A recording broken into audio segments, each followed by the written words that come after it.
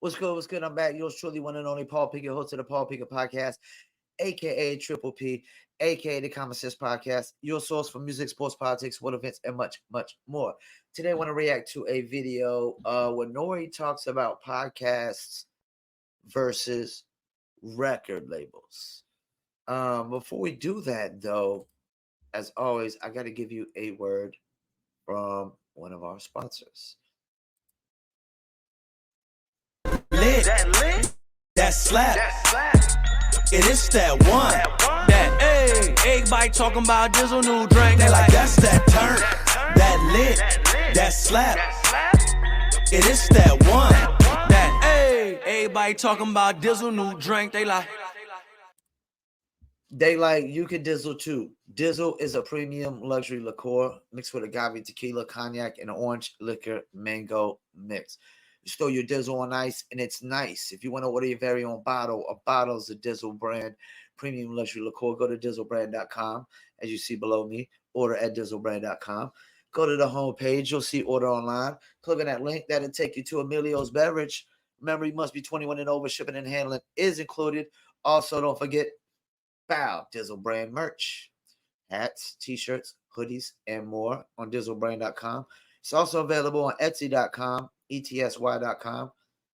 Search for Dizzle brand, and we got the Dizzle brand gummies as well available at dizzlenova.com. Link will be in the description, and I prefer the strawberries myself.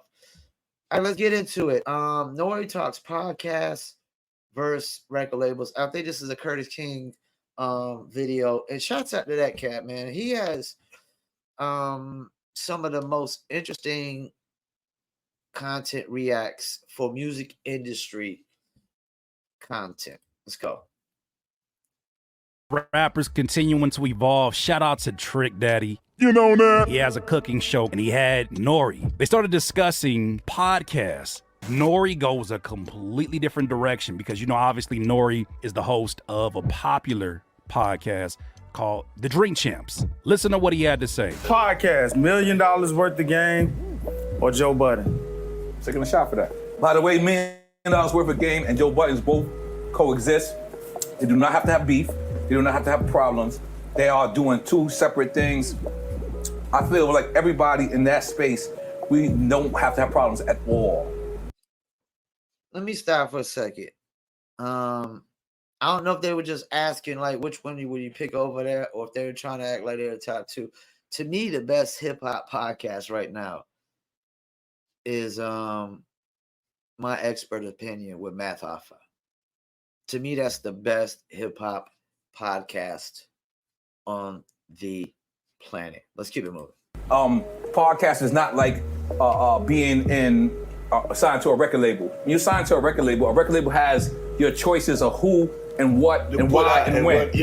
If you're really a podcast and you're really signed to yourself, you stay up to date. You can stay up to date. You can do whatever the fuck you want to do. You get a nigga do something that's exciting, and he getting some motion. You go out. You tell your boy, hey, we going on in the morning. Yes. You go ahead and you drop. This is the first time.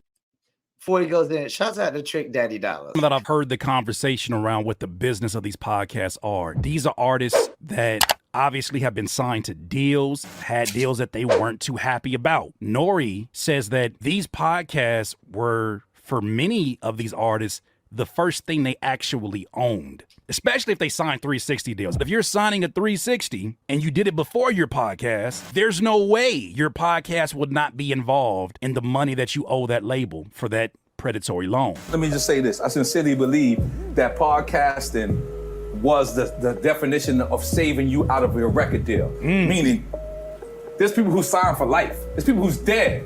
Right. They're still that's dead right now. They still sign. Yeah. somebody gonna have to tell the truth, and I'm gonna tell it. You mean my contract with you record label is not over even when I'm dead? You know, like when somebody get a sentence and it'd be like multiple life sentences, I always look at it and I'm like, fam. So like if they die and came back, they still got 2 more they got to go through. Of course, Curtis, it's common knowledge. That's why they get to control the way that their catalog is marketed afterwards. Yeah, even though that's obvious, doesn't it still kind of like, isn't that nasty work? They royalties don't even go to their children. Their royalties don't go to their wife. They because you know why? You signed your life away for 3 times. That means you gotta die 3 times before you get a fucking royalty check. Yeah. Fuck. This is No commentary.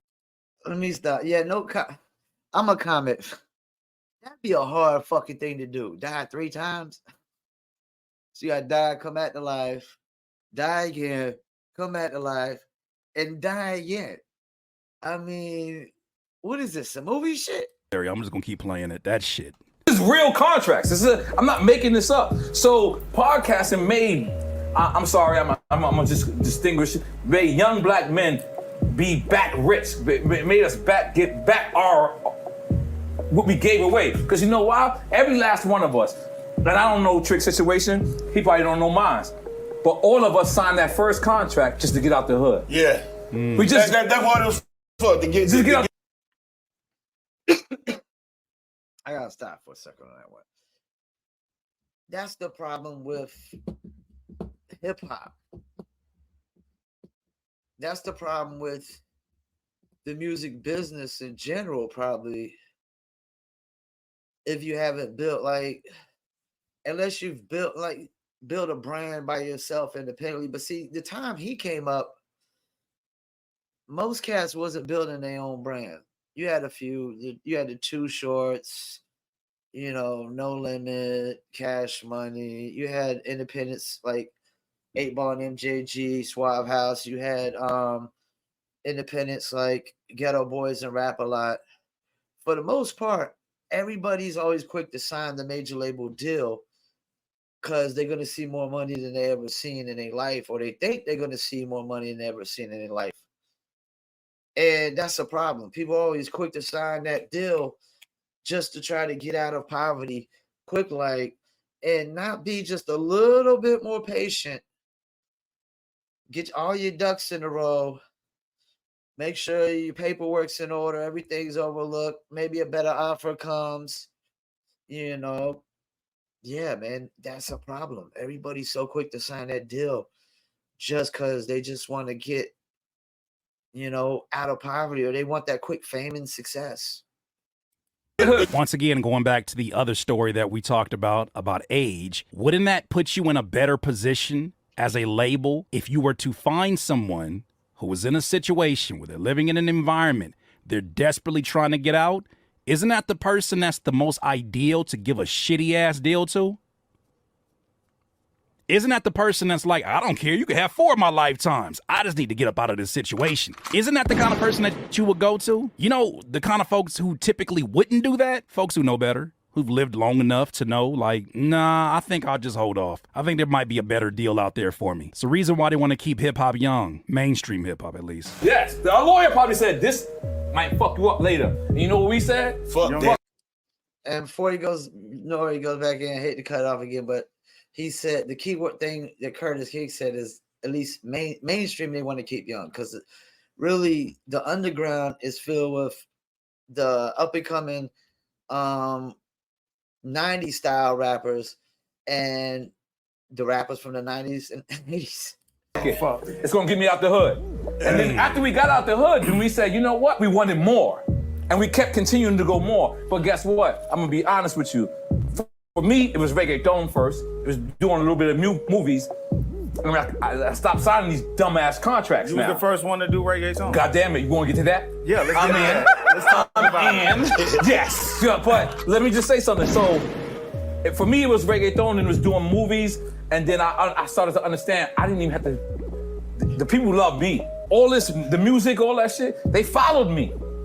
I had the same million that followed me for music, followed me to reggaeton, and they didn't even speak that language. Neither did I. Right. They play a lot of head games with these artists, and you hear these artists talk about it all the time. They play these head games that make them believe that due to record sales diminishing for a particular artist, due to streaming numbers diminishing for a particular artist, they know how to play with an artist with their mind and manipulate them to the point where they're saying, you can't at least get 5 million streams. What value are you to us? Or even better yet, your own fans? Your own fans don't like you anymore. Wouldn't it be a lot easier to run that kind of game on somebody who doesn't know any better? Who doesn't understand that when people become a part of your 1,000 true fans, they're there ultimately for you. When somebody is a part of that 80-20 rule that you often hear, where it's the 20% of your audience that would buy 80% of your product, at some point, it don't even matter what you're putting out. They're supporting you. You want to do a podcast? Not even throw that. You got to also throw in the 90% business, 10% skills rule. Yes. Yeah, hell yeah. I'm a super fan. Wherever you're going to go, I'm going to go.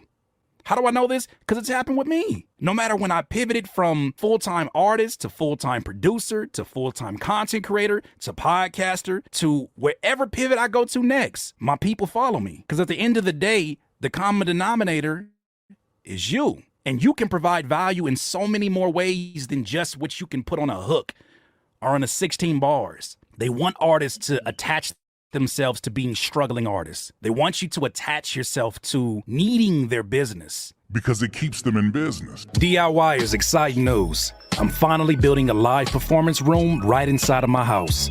With your help, I want to slowly turn this room into a space I can give you live music performances, guest music appearances, and even more incredible content. But I need your help. Support this vision of independence through my Patreon at patreon.com/Curtis King. Together, let's step into the future of live music. Now back to the content. Yeah. And then I brought in the movies. Guess what? I don't know how to act. I'm just being me. I played me every role. That liquor. Yeah, let me stop real quick. He ain't lying because Nore was paid in full and he played himself. You be cool like you be cool. Liquor setting in. I know that energy. I done been around that energy. When the eyes don't follow the mouth, that's a different energy. I know that energy. But then podcasting, let me just say something. Right now, the industry is at a standstill because we are actually taking control of our own destiny. I'm looking at this show, it's black people here. There's people here that's holding it down. There's people here, we are providing jobs. DMX said to me, he stopped dissing. He said, on the podcast, he said, he don't diss rappers no more. And I said, why you don't diss rappers no more? He said, because every rapper is employing 16 different families. Sheesh. Man. And you know, that's why as a music promoter, you can't be like biased, you know, to the music you promote. You got to give everybody the same effort. You know, if I'm doing influencer marketing on TikTok, I don't sit there and say, well, you know, this song's whack, so I'm not gonna, I don't like this song, so I don't want to use the term whack. I'm just saying I don't like this song, so I'm not gonna go with my biggest influencers. And that's the thing with influencers, they gotta prove the music first, and then they'll you know, create the content and whatnot. So yeah, like I'm never biased towards music I don't even like using the term whack rappers, even though I do. I mean, but yeah, because everything like is preference with the music business. Everybody has certain sounds they like, certain kind of artists. You know, I don't judge it, you know. And if I feel like a song is really better than the rest, I don't sit there and say, well, I'm gonna just go above and beyond. No, because the song itself should get results that go above and beyond. Because that's part of it. Like, you know, no matter what kind of song it is, it's got to get a certain reaction from certain people and whatnot.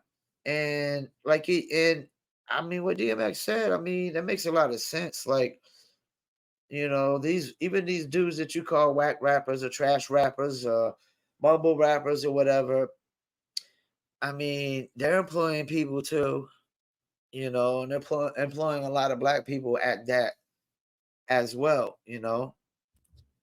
Matter of fact, let's pull up this story as well. First of all, I've always been a fan of Cameron. I was definitely a fan of Mace. These two rappers created a podcast together called It Is What Love It it. Is, I love where they it. talk about sports topics. Interesting enough, they just inked an 8-figure deal for this podcast with an entity called Underdog Fantasy. They started this podcast with their own money. They flipped $250,000 into an 8-figure deal. I saw something that said for $10 million. The fact that it's able to happen just shows you, my friends.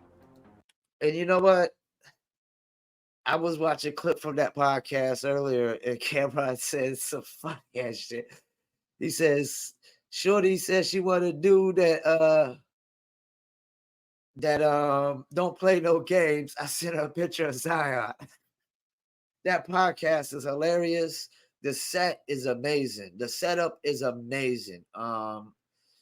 You know, me, I'm a one man show. It's growing, you know. Definitely can always use upgrades and whatnot. But yeah, this podcast, you know what's crazy? I was talking to somebody the other day. Shouts out to Stranger the Great. He was like, yo, man, you know what's crazy? Is you was podcasting in like 2000 and like, what was it, like 2002 or 3 or something like that? I don't know if it's 2002 or 3, but it was a long time ago. No, it was around 2008, 9, or 10, something like that. When Podomatic first came out, I can't remember. But he's like, yo, you was podcasting back in the days when it wasn't even cool. And I was. It was just audio podcast, Podomatic. And I remember having a ton of subscribers and don't know how the hell I really got them. You know what I'm saying? I think Podomatic had something going on with the algorithms at the time. And then out of nowhere, it was just like podcasting had just died down on Podomatic and it just wasn't cool no more. And then video podcasting came out, and that's when I was like, man, I should have never really quit, you know, because now I'm doing the audio and the video podcast. But yeah, I was podcasting whenever Podomatic was first really came out and was really, really popping. I was doing an audio podcast called Urban Obsessions Radio. And I was interviewing a lot of old schoolers on there. Interviewed Guru before he passed, Milk D, MC Light, all types of old schoolers like that. And mainly that's what we was doing, a lot of interviews and stuff. And the podcast was always really good. Podomatic was really good for releasing music back then too. Really good for releasing music. I know people still use Podomatic to this day, but I don't really like it no more. It's just not the same as it was when I first started. It got super hot. I had a ton of subscribers. I'm not going to lie. I swear it was like 70, 80,000 subscribers. We were doing an audio podcast. And podcasting on Podomatic, just like, I remember even other podcasters like that were really bigger than me that kind of got me into it doing the Podomatic. And I think his name was Knox. It was a cat named Knox. Kind of got me into it. And he was getting crazy traffic off of it. I got crazy traffic, but both of our podcasts is kind of in a fizzle out because the site fizzled out. Podcasting it just wasn't cool. And at the time I was doing independent and unsigned radio. I had IndieCastle.net, which was IndieCastle Radio, which is unsigned radio is really, really tough. We are in the DIY era. DIY. These folks don't want to pay you? That's cool. These folks don't respect you enough to do business. They don't believe in your ideas. All they want you to do, rapper, is do these dumbass TikTok dances because their analytics guy who doesn't know shit about making music or being creative was given a job, and because his job is attached to a name with a reputation, he has more say about your career, your experience, and being in this industry that you like to share with a few of your friends. Start a podcast. Have you always had a passion for cooking, outlet to show that to your fans? Do what Action Bronson does and start your own cooking show. We're in the DIY era no matter what industry you're in. It is no longer an excuse strong enough to say they closed the doors on me. Let me stop real quick. We should have been in it a long time ago, always been in it. That's one thing hip hop got late is they should have been doing it like rock bands. And I know rock bands are able to do cover music and things of that nature, so you don't got to do original music. You just put a cover band together and they can get shows. But yeah, I mean, what do you expect when you go to a label? And a lot of these artists in the 90s didn't put no money up into the projects. Somebody else is putting everything up. And they act like the deals are supposed to be like 50-50 partnerships, man. I've never really understood that concept in the music business. Like, if I'm putting $1 million up for your album, give me, to produce and market and push your album, and you're putting up zero, there's no 50-50 splits. I don't care how much value you put on your music, man. If you brought $0 to the table, man, there's no 50-50 splits and I'm putting up $1 million, man. Like, I never understood that aspect of the music business because there's just so many people that ain't putting up no money into their own project. And they want to put all this value on their music, but they're not willing to invest into their self. It's kind of like how I think about the Locks. Jadakiss always says, he says something that always stuck out to me. He said he prefers to have the major label deals, so he's not risking his own money. If things don't go right, it's their money that, flops or whatever. But I asked myself, like, damn, if I'm Jadakiss, why can't I just bet on myself like Styles P? And then I asked myself, if I'm Jadakiss, why my album's not been as good as Styles P?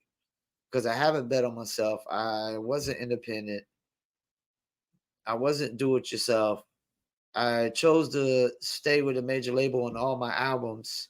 And when you're on a major label with any album, that major label is going to have input, unless you're somebody like Kendrick Lamar, where you pretty much just let him do his thing, or J. Cole or Drake, one of those three. You just let them go in the studio and just release music. But let's hit the last little bit. Blackballed me. They canceled me. We're no longer living in times where you can use that as an excuse. Because no matter what you do, no matter what platform you go to, as long as you follow the guidelines of the platform that you're on, you can find a way to convey your message and attract the people who will ultimately become your listeners, your subscribers, your fans. And as Nore drunkenly put, still brilliant, but drunkenly put, they followed him everywhere. It shows you how level the playing field actually is. Now, obviously, these people come with their own fan bases that they've established from music. If these kind of deals are going out for folks who are successful because they establish something aside from what their specialty is, DIYers, keep going. Those are my thoughts, though. And you know what? That's always been the theme of hip hop and rap music, because like cats got into, when the cats first started it, early 70s, carried into the 80s, they probably thought that they was going to be doing it forever. Like, and when I mean doing it forever, like recording music and releasing it forever. But most of those cats from the 80s are just touring. They're not releasing new music. Get on to the 90s, same thing. The majority of the 90s rappers are not releasing new music.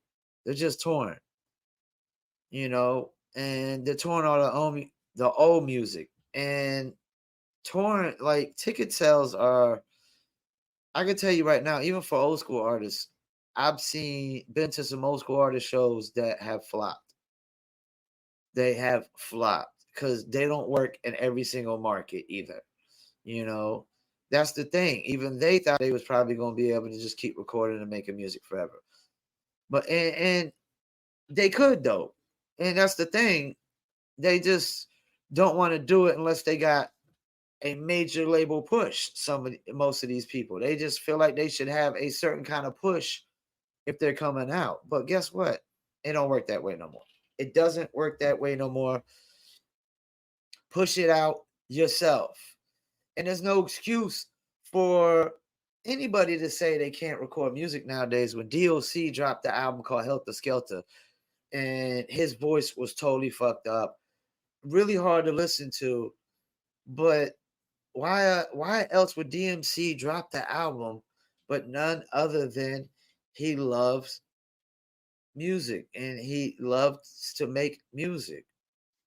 And he's pretty much had been a writer, you know, ever since he's lost his voice. I mean, he dropped that one album. I don't think he had any kind of Dr. Dre support on it whatsoever. Which all due respect, I don't know that he should have expected any Dr. Dre support, man. Because, like, you know, I know some people like, well, that's his homie, this, that, and the third. Well, like, yeah, but people can't just put their names behind every single product on the planet just because their homeboy brought it to the table. You know, it still has to be a good product. I mean, the reason I promote Dizzle even super duper heavy is not really just because my friend and mentor owns 33%. If I thought the product was crap, I would tell him. I believe in the product 1,000%. And that's coming from somebody who rarely drinks. But I've drank so many things through the years that I realized they're all crap. They're all shit. I mean, why drink beer when you can drink Dizzle?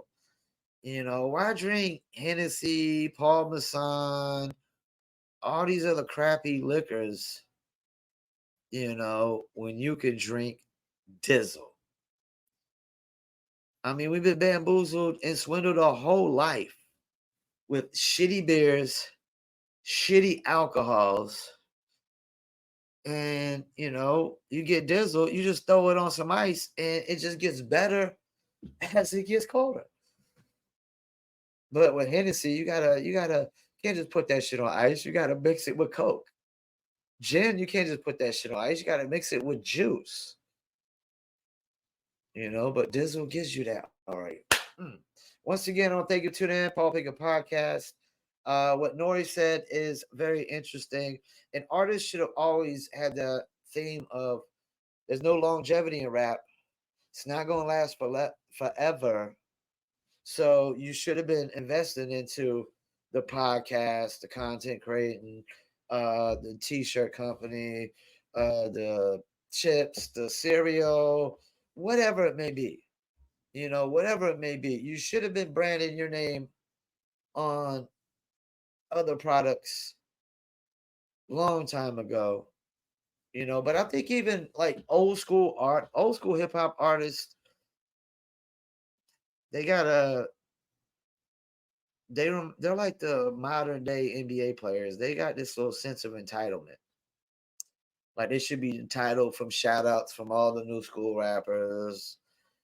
You know, they should be entitled for all the new school rappers to pay homage to the old school, you know, but you done shit talked them and you burnt the bridge down and there's that. So thank you for tuning in, Paul Pickett Podcast. And I'm out.